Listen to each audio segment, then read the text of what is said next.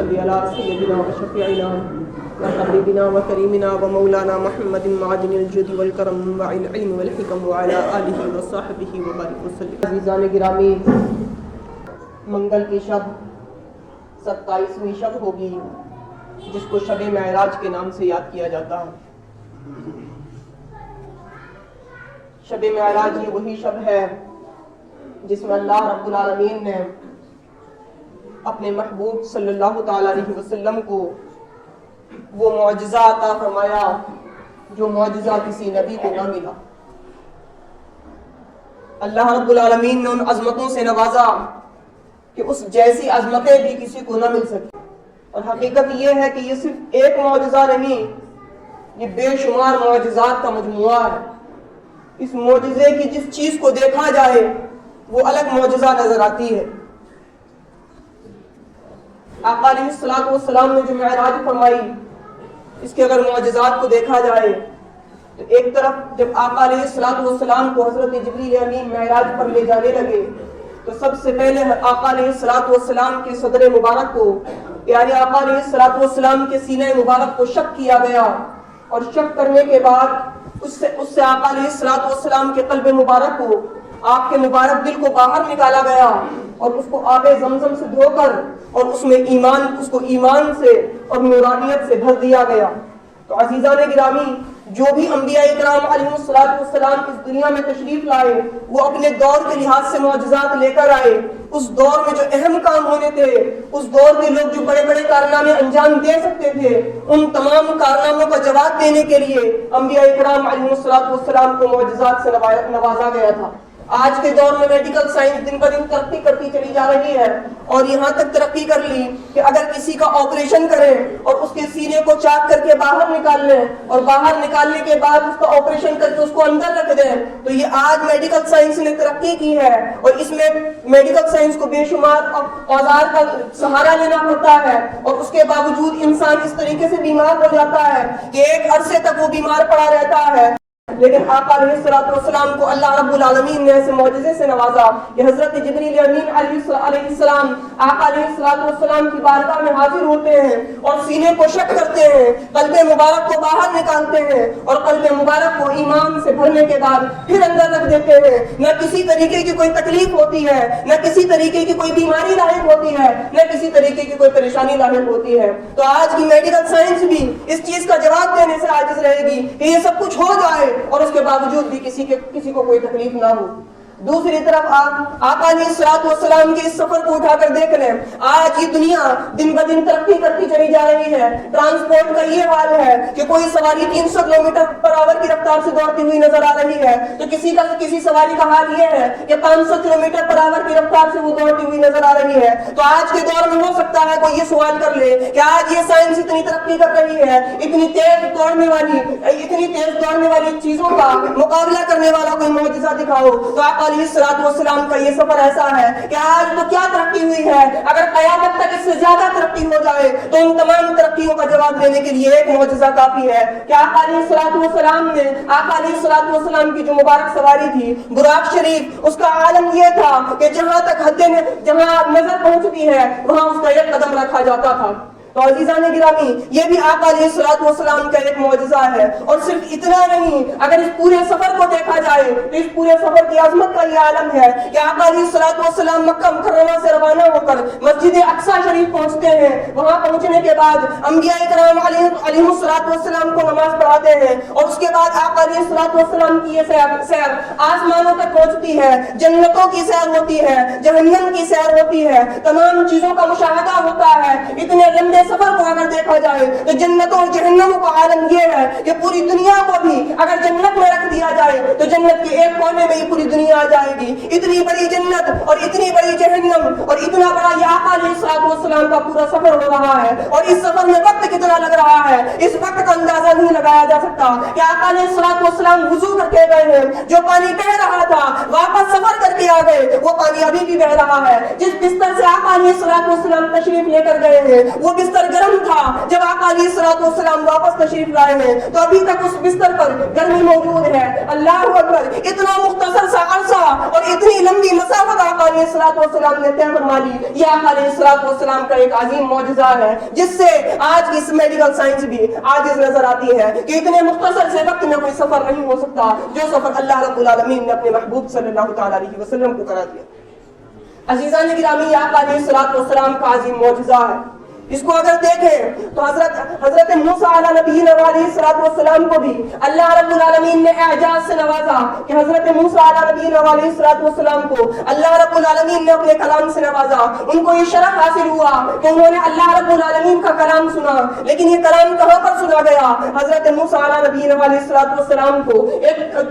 حضرت موسیٰ علیہ نبینا علیہ الصلوۃ والسلام کو طور پر بلا کر اور وہاں پر حضرت موسیٰ علیہ نبینا علیہ الصلوۃ والسلام کو اللہ رب العالمین نے اپنا کلام سنایا. تو یقیناً یہ بھی حضرت موسیٰ علیہ نبینا علیہ الصلوۃ والسلام کے لیے بڑے اعزاز کی بات ہے کہ ان کو دنیا میں رہتے ہوئے اللہ رب العالمین نے اپنے کلام سے مشرف فرما دیا. لیکن ادھر دیکھیں حضرت موسیٰ علیہ نبینا علیہ الصلوۃ والسلام کو جب کلام سے مشرف فرمانا ہے تو کہیں اور نہیں دنیا ہی میں ان کو کلام سے مشرف فرمایا گیا ہے. لیکن اللہ رب العالمین نے جب اپنے محبوب کو اپنا دیدار کرانا ہے تو دنیا میں کسی جگہ کا انتخاب نہیں کیا گیا بلکہ آقا علیہ الصلوۃ والسلام کو مقام میں بلایا گیا اور وہاں پر اللہ رب العالمین نے اپنے دیدار سے مشرف فرمایا.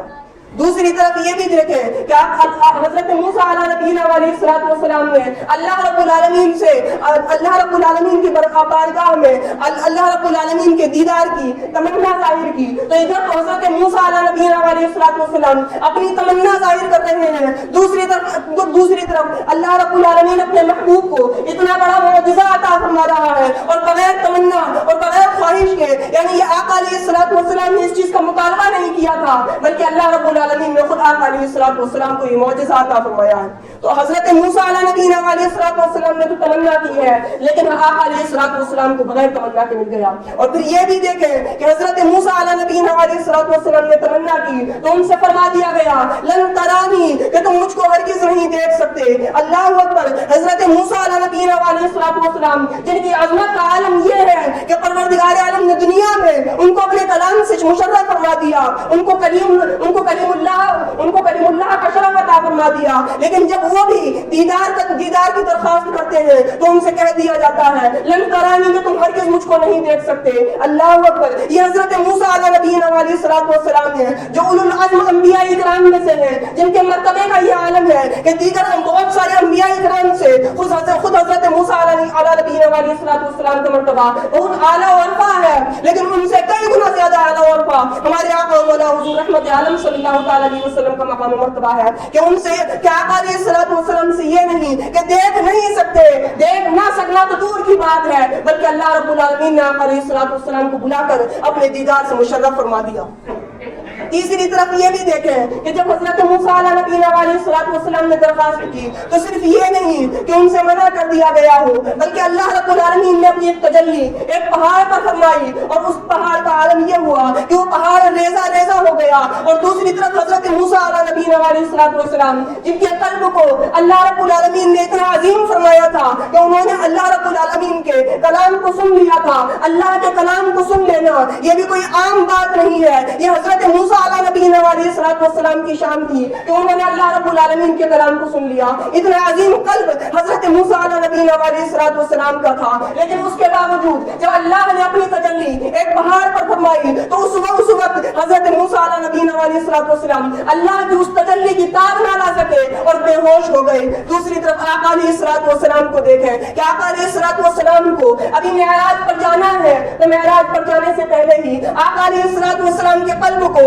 ایمان سے اس طریقے سے بھر دیا گیا کہ آقا علیہ الصلوۃ والسلام کے قلب پر کسی بھی طریقے کا اس طریقے کا احساس نہ ہو کہ آپ پر غشی طاری ہو جائے, بلکہ آپ نے پورے اطمینان و سکون کے ساتھ اللہ رب العالمین کے دیدار کا شرف حاصل کیا. تو عزیزان گرامی یہ آقا علیہ الصلوۃ والسلام کا معجزہ ہے جو اللہ رب العالمین نے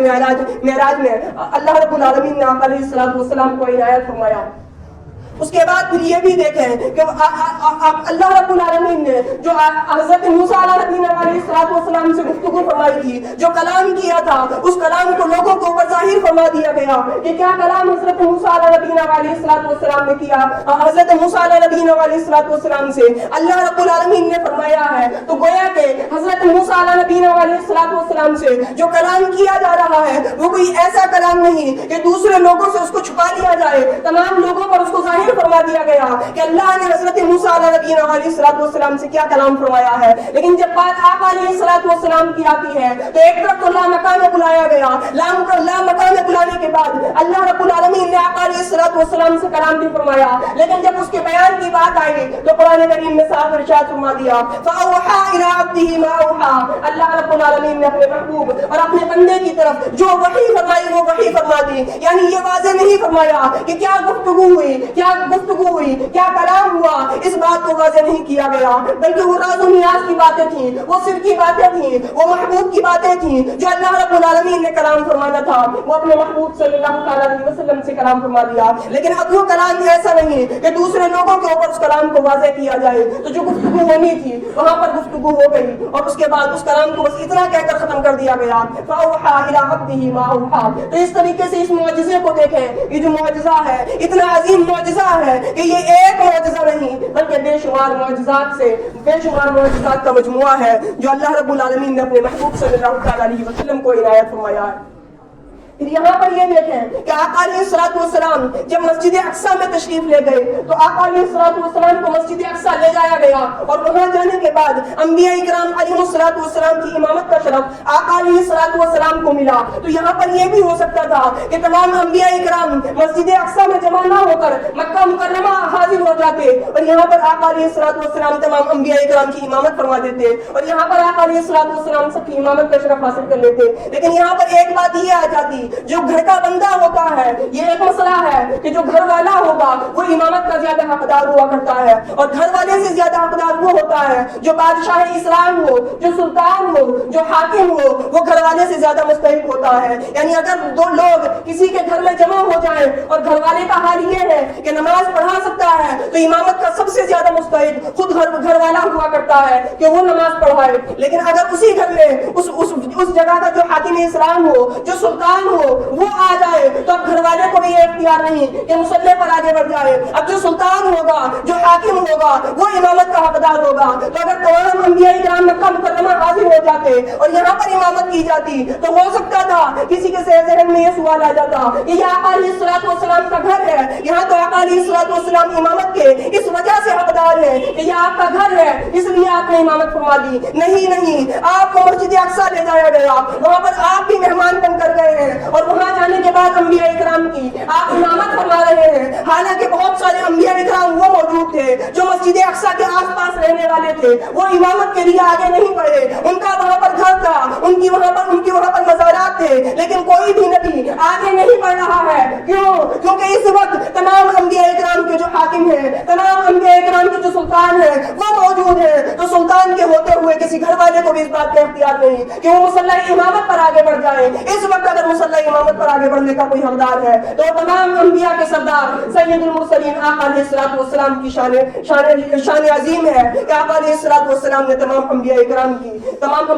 کی امامت فرمائی۔ اس طریقے سے عزیزان گرامی اگر دیکھیں تو اس معجزے پر کئی گھنٹوں تک بلکہ کئی دنوں تک تقریر ہو سکتی ہے، لیکن صحیح معنی میں اس معجزے کو بیان نہیں کیا جا سکتا۔ اللہ رب العالمین سے دعا ہے کہ آقا علیہ السلام کے صدقہ و طفیل ہم سب کو بھی معراج عطا فرمائے۔ السلام علیکم ورحمۃ اللہ وبرکاتہ۔